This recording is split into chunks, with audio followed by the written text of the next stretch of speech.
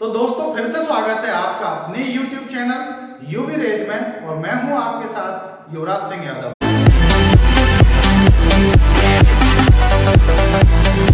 तो दोस्तों आज हम शुरू करने जा रहे हैं इलेक्ट्रोस्टैटिक्स का बहुत ही इंपॉर्टेंट टॉपिक। किस लिहाज से? आईआईटी बोर्ड एग्जाम्स दोनों के पॉइंट ऑफ व्यू से बहुत ही इंपॉर्टेंट टॉपिक है। इंपॉर्टेंट टॉपिक है। कौन सा टॉपिक है? टॉपिक है कि कोई एक समान रूप से आवेशित गोलीय कोश है, उसके कारण हमें विद्युत क्षेत्र की तीव्रता ज्ञात करनी है। The intensity of electric field due to a uniformly charge spherical shell. अब आपको यहां एक चीज समझ आई कि यूनिफॉर्मली चार्ज है स्फेरिकल सेल। यूनिफॉर्मली चार्ज का मतलब ये होता है कि जो गोलीय कोश है उसको हम जितना भी आवेश दें वो उसके प्रत्येक पॉइंट पर एक समान होगा। किसी भी पॉइंट पर जो चार्ज होगा वो कैसा होगा? एक समान होगा। तो मान लो कोई एक गोलीय कोश है हमारे पास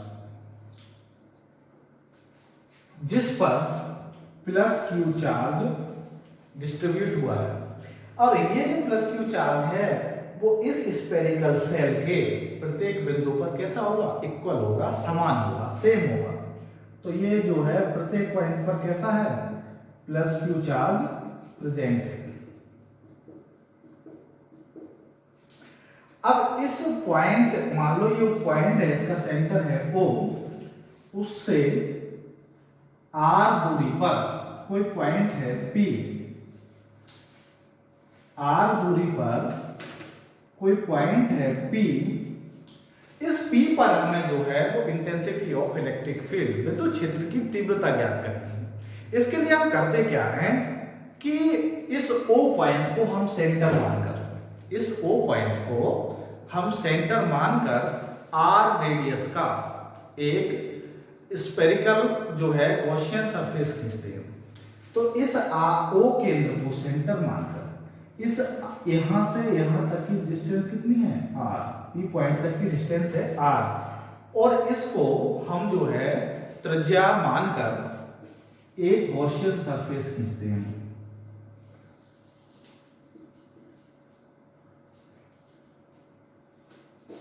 ये जो है क्या है? Gaussian surface. तो हम करेंगे क्या इसमें कि तीन जगह हम इंटेंसिटी ऑफ इलेक्ट्रिक फील्ड ज्ञात करेंगे। एक, सबसे पहले जो है वो बाहर एट एन एक्सटर्नल पॉइंट, बाह्य बिंदु पर। दूसरा, ये कौन सा बिंदु हुआ?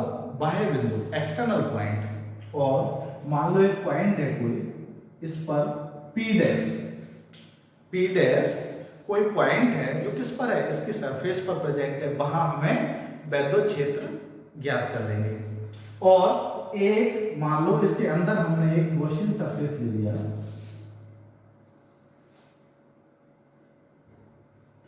उस पर कोई पॉइंट है, उस पर हमें जो है विद्युत क्षेत्र की तीव्रता हम ज्ञात करेंगे। मान लो वो पॉइंट क्या है? Q मान ले, ठीक है।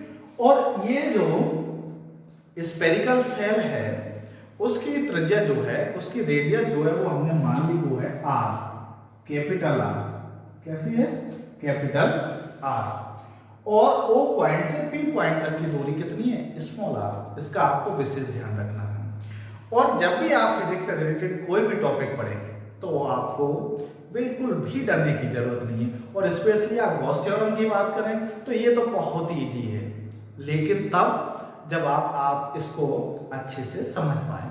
इसमें करते क्या है? बेसिकली जो है एक बार हम मैथमेटिकली रूप से निकाल लेते हैं मान, और एक बार जो है हम किससे? गॉस थ्योरम से। और उन दोनों को क्या कर देंगे? हम बराबर कर देंगे, तो जो वैल्यू निकल के आएगी वो मान होगा। सिंपल सा फंडा है, डरने की आपको जरूरत नहीं है। और बेसिकली करते क्या है कि इसमें हम करते हैं गॉस थ्योरम का प्रयोग।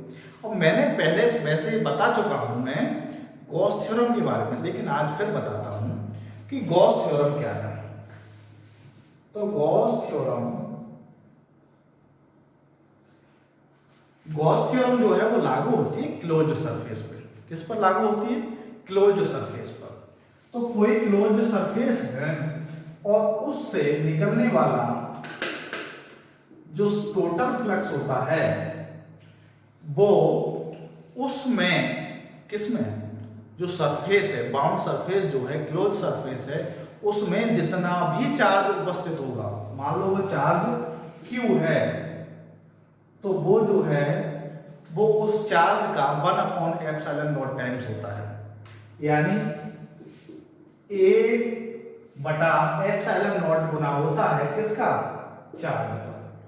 तो टोटल इलेक्ट्रिक फ्लक्स कितना होता है? उस चार्ज का 1/ε गुना। तो ये तो हो गई साहब क्या? Gauss theorem.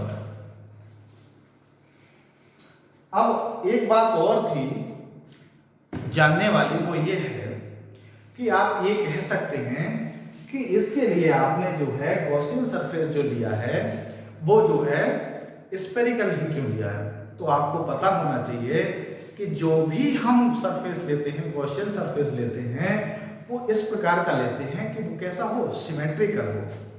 देखो एक बात और समझ लो कि ये जो है सिमेट्रिकल कैसे हुआ? इस O पॉइंट से इस गोले की प्रत्येक बिंदु पर जो दूरी होगी वो कितनी होगी? R होगी। क्योंकि कितनी होगी? रेडियस होगी। और आपको पता है, मैं आगे और बताऊंगा कि E जो है पॉइंट चार्ज के कारण आपने जो है वो पढ़ा होगा, सही है, इंटेंसिटी ऑफ इलेक्ट्रिक फील्ड, वो होती है 1/d²। E समानुपाती होता है 1/d²। तो यहाँ पर d मतलब क्या है? डिस्टेंस। तो यहाँ के प्रत्येक बिंदु पर कैसी होगी? d समान होगी। तो इलेक्ट्रिक फील्ड का मान जो है वो इस पूरे सरफेस पर कैसा होगा? समान होगा। तो ये समझ आना आपको बहुत जरूरी है। अब एक चीज और बात करते हैं चार्ज डिस्ट्रीब्यूशन की। मैंने आपको बताया कि चार्ज जो है वो कैसा वितरित होगा? एक समान रूप से, यूनिफॉर्मली चार्ज होगा।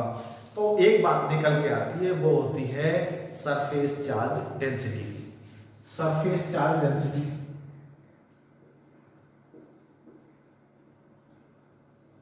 सरफेस चार्ज डेंसिटी, पृष्ठ घनत्व,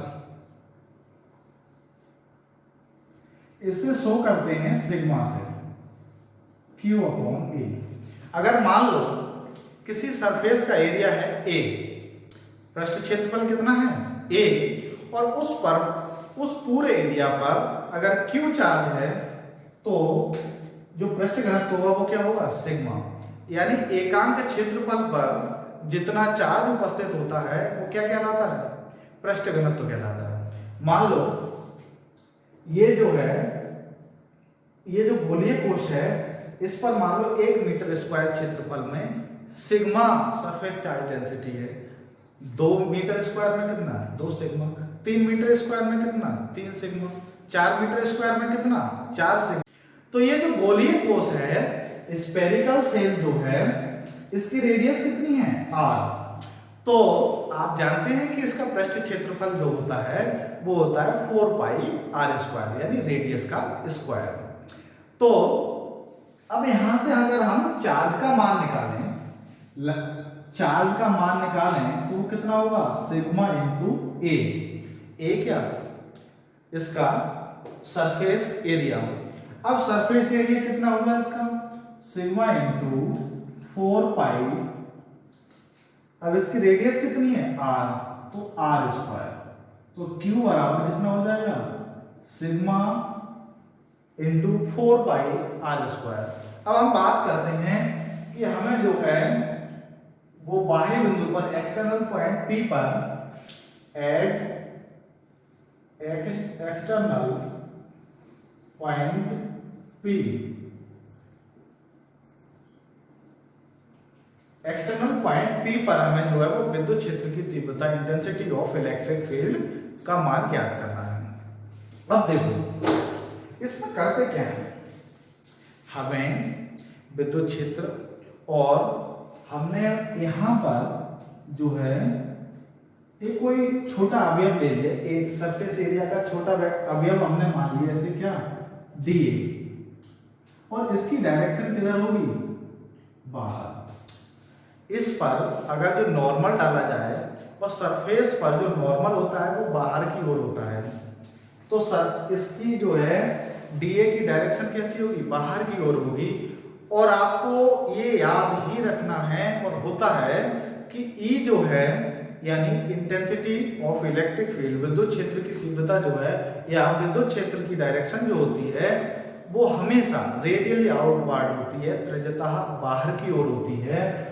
और अगर मान लो ये पॉइंट यहाँ पर ना होता, मान लो इस पर हमें पी पॉइंट अगर कोई यहाँ है, तो इस पर अगर हमें डीए की डायरेक्शन किधर होती, बाहर की ओर, तो ये डीए की डायरेक्शन होती, और ई की डायरेक्शन भी कैसी होती, प्रत्येक पॉइंट पर ई और डीए की डायरेक्शन जो होगी वो सेम होगी, और थीटा की वैल्यू जो है वो यानी इनके दोनों के बीच जो एंगल होगा उसकी वैल्यू 0 डिग्री होगी। तो पी पॉइंट पर जो है अब जो है डी फाइव ई, मान लो छोटा क्षेत्रफल अवयव डीए से गुजरने वाला वैद्युत फ्लक्स डी फाइव ई बराबर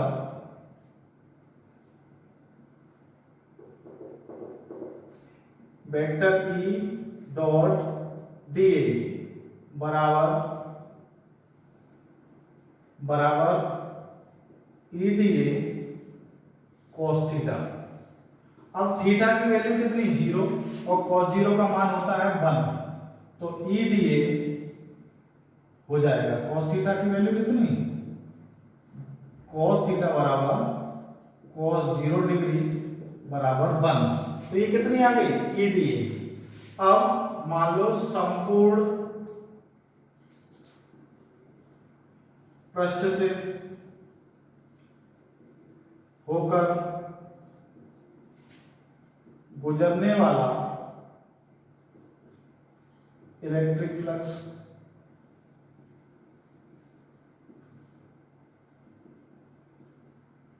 देखो हमने कोई छोटा एरिया वेक्टर लिया है डीए, उससे निकलने वाला हमने क्या निकाल लिया, जो है फ्लक्स। अब हमें मान लो इस जो है ये जो गॉसियन सरफेस है, हम इसे छोटे छोटे टुकड़ों में हमने डिवाइड कर लिया। अगर हम छोटे छोटे टुकड़ों को जोड़ लें तो क्या है, संपूर्ण पृष्ठ का हमें क्षेत्रफल ज्ञात हो जाएगा। मान लो एक ये डीए, एक ये डीए, एक डीए, ऐसे ही बहुत सारे, तो इन सबको जोड़ जो है वो क्या होगा, संपूर्ण पृष्ठ होगा। और जोड़ निकालने के लिए हम करते हैं इंटीग्रल, समाकलन करते हैं। तो संपूर्ण पृष्ठ से होकर गुजरने वाला इलेक्ट्रिक फ्लक्स फाई ई बराबर क्या होगा, close integral E dot DA बराबर ई डीए, कैसे, ई डीए। अब ई जो है वो प्रत्येक पॉइंट पर कैसा है, कांस्टेंट है, तो कांस्टेंट राशि का इंटीग्रल नहीं होता है, तो ई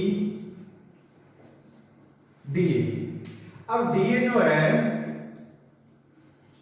क्लोज इंटीग्रल डीए बराबर कितना हो जाएगा, 4 पाई। अब डिस्टेंस ले रहे हैं तो कितना होगी, इसकी रेडियस कितनी है, बाहर वाले गोले की स्मॉल आर, कितनी है, स्मॉल आर। तो यहां पर आपको ये एक्सटर्नल पॉइंट पर एक चीज और ध्यान रखनी है, एग्जाम्स में ये भी आ जाता है कि जो आर है स्मॉल आर वो बड़ा है कैपिटल आर से, स्मॉल आर बड़ा है कैपिटल आर से। तो डीए इंटीग्रल डीए बराबर हो जाएगा 4 पाई आर स्क्वायर, तो फाइव ई बराबर E into 4 pi r square, equation number 1। अब हमने आपको बताया था कि एक बार मैथमेटिकल रूप से और दूसरा जो है वो गॉस थ्योरम से इलेक्ट्रिक फ्लक्स का मान लिख लेंगे और दोनों को क्या कर देंगे, बराबर कर देंगे। तो हमें जो है वो बाहरी बिंदु पर विद्युत क्षेत्र की तीव्रता का मान प्राप्त हो जाएगा। तो बाई गॉस थ्योरम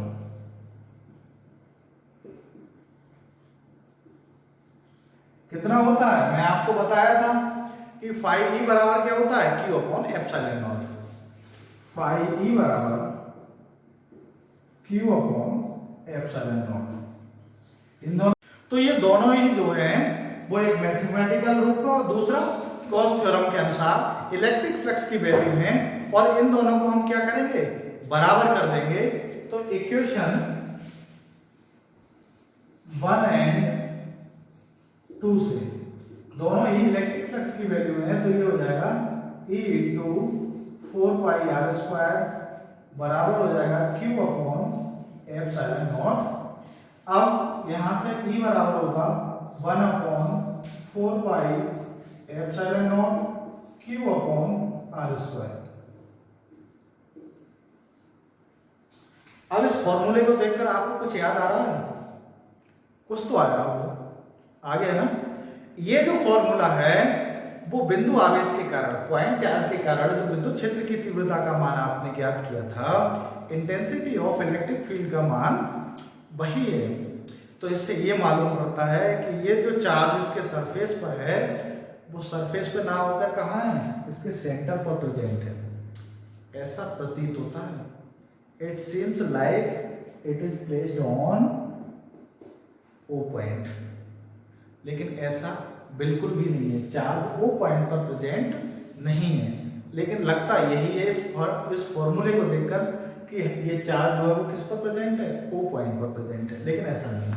चलो आगे बात करते हैं। मैंने आपको बताया था सरफेस चार्ज डेंसिटी के बारे में, तो वो इसका मान आया था सिग्मा बराबर क्यू अपॉन ए, और क्यू की वैल्यू हमने यहाँ से निकाली थी, वो थी सिग्मा इंटू ए। ए का मतलब इस गोले का पृष्ठीय क्षेत्रफल, और गोले का पृष्ठीय क्षेत्रफल जो होता है वो होता है 4 पाई आर स्क्वायर।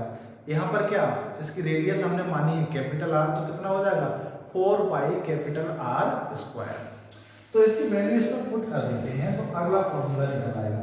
तो ई बराबर 1 अपॉन 4 पाई एप्सिलॉन नॉट। अब क्यू की वैल्यू वहां से पुट कर देते हैं, sigma into 4 pi capital R square upon small r square. और आप यहाँ देखो कि यहाँ क्या हो रहा है, 4 पाई से 4 पाई शहीद हो रहे हैं, तो इधर शहीद कर दो भैया शहीद। तो ई बराबर यहां से निकल के आएगा ई बराबर sigma upon epsilon naught into capital R square upon small r square. तो ये जो है वो बाहरी बिंदु पर, एक्सटर्नल पॉइंट पर जो है गोलीय कोश के कारण विद्युत क्षेत्र की तीव्रता का मान है। मैंने आपको बताया था कि हम बात करेंगे 3 पॉइंट्स की। पहला एक्सटर्नल पॉइंट पर, दूसरा इसके इंटरनल पॉइंट पर, और तीसरा सरफेस पर। या यूं कहें कि दूसरा जो है सरफेस पर, तीसरा है जो है इनर पॉइंट पर, वो जैसा भी आप कहें वो कर लेते हैं। अब देखो सुविधा अनुसार, अब मान लो दूसरी पॉइंट की बात हो रही है एट सरफेस। अब देखो सरफेस की बात करें तो देखो समझो, ये पॉइंट है O, इस गोलीय कोश का सेंटर कितना O, और इसकी रेडियस कितनी है R। तो इस गोलीय कोश के प्रत्येक बिंदु की दूरी कितनी होगी, उस रेडियस के बराबर होगी। तो कोई भी पॉइंट है किसी भी जगह है तो उसकी वैल्यू कितनी होगी, डिस्टेंस की वैल्यू कितनी हो जाएगी, कैपिटल R ही रहेगी। तो स्मॉल r जो है, जिस दूरी पर हमें विद्युत क्षेत्र की तीव्रता ज्ञात करनी है, तो उस स्मॉल r की वैल्यू किसके बराबर हो जाएगी, कैपिटल R के बराबर। तो सरफेस पर क्या होगा, स्मॉल r बराबर होगा किसके, कैपिटल R के। और ये जो फॉर्मूला निकल के आया है E बराबर 1/4 पाई epsilon naught Q upon r square, small r square sorry, उसमें हम स्मॉल r स्क्वायर की जगह क्या कर देंगे पुट, कैपिटल R स्क्वायर। तो फॉर्मूला हमारा क्या आ जाएगा, सरफेस पर फॉर्मूला आ जाएगा। बस बिल्कुल भी घबराने की जरूरत नहीं है। तो सरफेस पर क्या होगा, E बराबर 1/4 पाई एप्सिलॉन नॉट Q अपॉन, यहाँ क्या था स्मॉल r स्क्वायर, तो यहाँ पर r की वैल्यू किसके बराबर है, कैपिटल R की। तो ये जो है वो वैल्यू किसकी हो जाएगी, सरफेस पर जो है कोई भी पॉइंट है उस पर जो है विद्युत क्षेत्र की तीव्रता का मान है। अब तीसरी बात करते हैं कि कोई पॉइंट है वो इस गोलीय कोश के कैसे है, अंदर है, अंदर है, सही है। तो वहां पर क्या करना है हमें, विद्युत क्षेत्र की तीव्रता का मान ज्ञात करना है। अब देखो समझ में बहुत इंपॉर्टेंट चीज इसकी बस यही है कि ये जो स्फेरिकल सेल है इसके पृष्ठ पे तो चार्ज है और यूनिफॉर्मली चार्ज वितरित हुआ है, मतलब हर जगह प्रत्येक जगह कैसा है, चार्ज समान है। लेकिन इसके अंदर, इस गोलीय कोश के अंदर कोई भी चार्ज उपस्थित नहीं है। अब जब चार्ज उपस्थित नहीं है, तो फ्लक्स की वैल्यू कितनी होगी, बताओ ना भैया, फ्लक्स की वैल्यू कितनी होगी? फ्लक्स की वैल्यू जो है वो होगी 0। फ्लक्स की वैल्यू कैसी होगी? 0 होगी। कैसे? अब देखो जैसे गॉस थ्योरम आपने पढ़ी होगी, अभी मैंने बताई भी कि गॉस थ्योरम जो है क्या होता है, फाई ई बराबर कितना होता है, Q अपॉन एप्सिलॉन नॉट। अब Q की वैल्यू कितनी हो जाए, 0, तो फाई की वैल्यू कितनी हो जाएगी, 0, यानी इलेक्ट्रिक फ्लक्स का मान कितना हो गया, 0।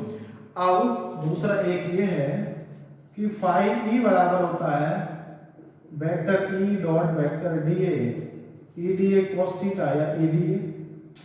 अगर फाई ई की वैल्यू 0 है और ये ई डी है, ई डी ए, तो यहां से 0 अपॉन डी ए बराबर कितना, ई, तो ई की वैल्यू कितनी हो गई, 0। तो तीसरा पॉइंट जो था वो था inner point, eight inner point. अब इस पर ई की वैल्यू कितनी आ जाएगी भैया, 0। तो इन तीनों स्थितियों से ये स्पष्ट है कि अगर गोलीय कोश यूनिफॉर्मली चार्ज है और जो है चार्ज जो है वो उसके सरफेस पर वितरित है, तो उसके सरफेस पर जो इंटेंसिटी ऑफ इलेक्ट्रिक फील्ड का मान होगा वो सर्वाधिक होगा, यानी मैक्सिमम होगा। और अगर वो स्फेरिकल सेल जो है उसके अंदर कोई पॉइंट है, तो वहां पर प्रत्येक बिंदु पर, कोई भी बिंदु ले लें हम, वहां पर इंटेंसिटी ऑफ इलेक्ट्रिक फील्ड की वैल्यू जो होगी वो होगी 0 होगी, क्योंकि वहां पर चार्ज प्रेजेंट नहीं। तीसरी बात, अगर कोई पॉइंट है जो उस गोलीय कोश से बाहर है, कोई दूरी है, मान लो r डिस्टेंस पे है उसके सेंटर से, तो क्या होगा कि r जो दूरी है, कोई भी दूरी है, कोई भी मान सकते हैं, उस पर अगर कोई पॉइंट है, वहां पर जो विद्युत क्षेत्र की तीव्रता है वो डिपेंड करती है उस डिस्टेंस पर। कैसे डिपेंड करती है? तो E जो होगी वो इनवर्सली प्रोपोर्शनल होगा इसके डिस्टेंस के स्क्वायर के, यानी जितनी दूरी पे आप बढ़ते जाएंगे उतना ही E की वैल्यू जो है वो घटती जाएगी।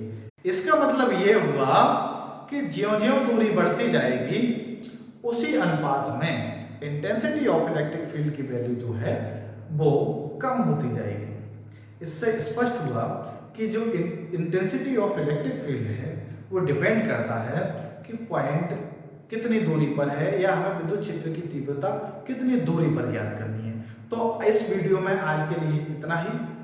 आगे मिलते हैं एक नई वीडियो के साथ, नए टॉपिक के साथ। तब तक जय हिंद।